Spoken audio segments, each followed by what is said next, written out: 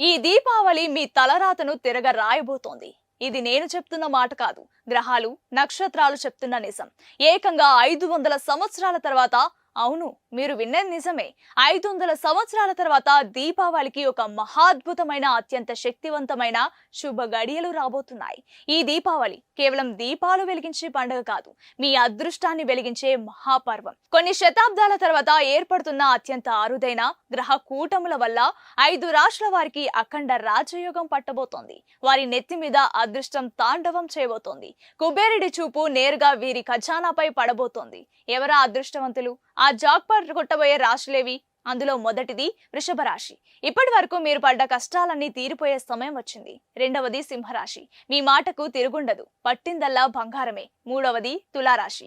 లక్ష్మీదేవి కటాక్షం మీపై పరిపూర్ణంగా ఉంటుంది. అప్పుల బాధలు తొలగిపోయి డబ్బు మీ ఇంట్లో వర్షంలా కురుస్తోంది. నాలుగవది ధనుసు